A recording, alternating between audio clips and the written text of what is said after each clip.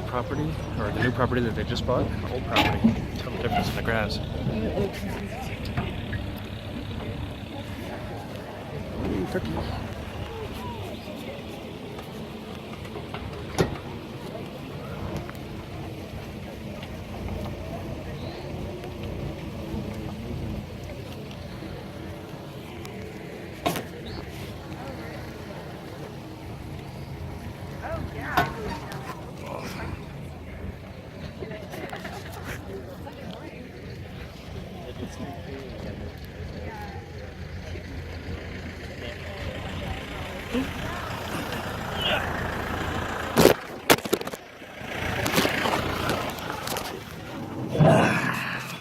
Alright, so a lot of this is overlap, so I'm not going to spend a lot of time here at the turkeys because I want to get to the broilers before we run out of time, and it's a little bit of a drive. So this is just turkey. So we saw the netting. I'm not going to spend any time covering the netting again. It's the same thing. These are turkeys. Now, the last component of the guarding and the predator protection, and you'll notice there's a couple geese in here. They're so-so. Now, meaning they protect sometimes and they don't protect sometimes. We're kind of working with them a little bit, trying to figure out. The males seem to do pretty good. The females just go broody and just sit on the nest and don't do anything. We kind of had some problems with that, but just kind of playing around. They chase a little bit of the daytime predators that make a lot of racket. In the nighttime, they're just a discouragement. So again, anything that chases off some predators is a good plan, especially geese, because they eat 100% grass. So you put them in here, they eat the same, they drink out of the same water pan. If they want some feed, they can eat the same feed as the turkeys, but they eat primarily grass. So they don't cost anything to have around. So, I wouldn't buy a flock of 20, but a couple to have around is fine, and that's kind of the last component of the predator protection is that. Yeah. And that's a one that went broody, and we couldn't get her to go anywhere. She'd always go back to her nest. So yeah, it's kind of annoying. But the males seem to work out pretty well. But this is about 400 turkeys. They're going to be for Thanksgiving down the road. We raise our turkeys during the season when it's hot and sunny. If you live in Texas, you can have fresh turkeys for Thanksgiving. Here it doesn't make any sense. It gets really cold, really rainy, they don't produce well. So we tell people, look, I can produce you the most healthy, productive, efficient turkey during the season and freeze it, than to try to have you a fresh turkey that's not as healthy, not as nice, and costs me more money to raise. So let's keep the production costs down. Let's raise them in the peak of the season when it's nice, and put them in the freezer. The other thing is, a farmer, those of you who raise turkeys know they're difficult, so you need all the help you can get. The other thing is, when you go to sell turkeys in the fall, it's always this mad dash of how many do I have, how big are they going to be, are they going to be 16 pounds, are they not, what do we got? Well, they're all dead and in the freezer, and you call me up and want a 14-pound turkey, I can tell you 100% without a doubt that I have it or I don't. So from a farmer's perspective, it made my life and Thanksgiving time a lot more thankful than stressful to already have them in the freezer and be done. So Thanksgiving week's crazy enough as it is without having to add, am I going to have a 12-pound turkeys or 16-pound turkeys? Yes. When did they butcher? How long have they been butchered? We raise the turkeys for about 16 to 17 weeks. So they're going to be in the freezer from about the end of August. This batch is going to be from about mid-August to Thanksgiving. And then the last batch that we raise is butchered about the 1st of October. So most of them are in the freezer for less than 3 months. Yeah. And so they're in great shape. Yes, sir. I have a question about just up here on the hill, like water, how you get water. Okay. I remember I've read in the books that you get man-made ponds. Right. How do we get water everywhere? Water is #1 key. Like when you buy a farm or have a farm or want to manage something, don't do anything else until you get a water grid, because you're going to spend the rest of your time toting water, being frustrated by water, or otherwise. So we set up, every farm is different. The rented farms we have set up different. We run off of springs sometimes, we run off of wells. Here at the farm we have elevation.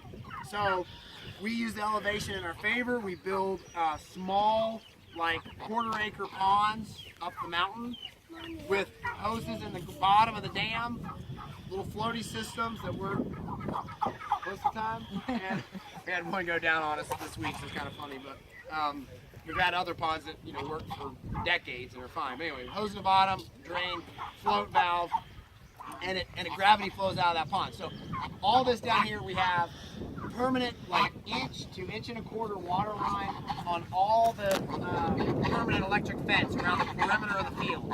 And then from there we run little chute lines. You'll see these guys have small lines. We actually use a lot of air line. It's smaller and chickens don't need a lot of water volume, and you can get a lot more water line out lighter. You can carry it easier. You can deal with it. It's not that much difference in price from good garden hose and air line. So when it comes to reels, you can put a lot more on a reel. You can put a lot more in your hand, and for poultry, it just needs to come in regular, not fast. So just take what the land gives you. If you're flat as a pancake in Indiana, you can pump water real easy. Here with all our hills and hollers, it's hard to push it up the hill, but I can build a pond on top of the hill and gravity flow. So take what the landscape gives you and go from there. We've got one property that's just a Swiss cheese of limestone. Can't build a pond to hold water if you're God. It just doesn't happen. But because it's got all these cracks and crevices and caves, it's got a huge spring on it.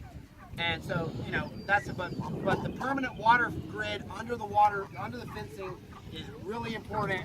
And then we have a T about every 200 to 300 feet, and you can just plug in there wherever you need to do it. Very, very important. Yes, ma'am. Well, the goose was out. She was sitting on a nest of eggs and comes back to see her friends every once in a while. Yes, ma'am. Okay, breeds. Good question. Is this the best breed of turkey to raise, or were those the best cows to raise? I'll just say breeds in general. Specifically, these are the white double-breasted turkeys, the same turkey you're going to see in a Cargill house. Same thing. Difference is it's raised incredibly different. I'm going to let you all answer that question, whether you think this is the best turkey for you to raise. So it's a legitimate question, and I'm answering. But what I mean is, for us, for me, here's the thing. I can control them with electric netting. I can move them on a regular basis. I can create a bird that's cost competitive with the industry birds, and so I'm not having to price myself at $7 a pound for a heritage bird. I can get poults that are affordable as opposed to $20 a poult. So, are these hardier than heritage birds? No. Are these tougher than heritage birds? No.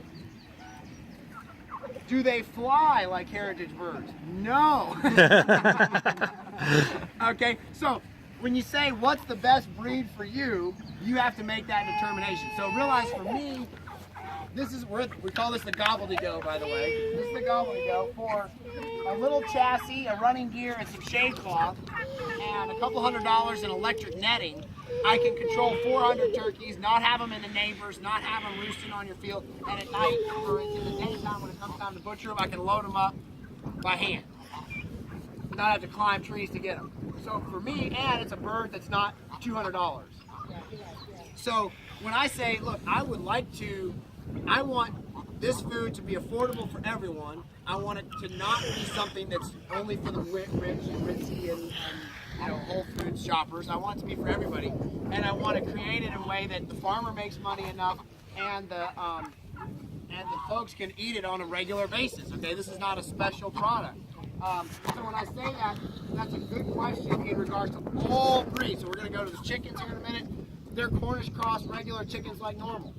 These are regular white double-breasted birds. Our cows are nothing to write home about. They're not registered or straight breed of any kind. Why? Because they're successful and they work for us. If you live in Canada, you're not going to have cows that look like that. Okay? It's one of those things. Why should there even be? I was talking to somebody just the other day. They were a member of the Scottish Highlander Association of Florida.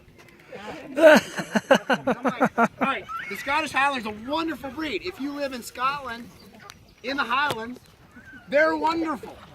They're not meant for Florida. Raise Longhorns in Florida. Raise Brahma in Florida. Raise something.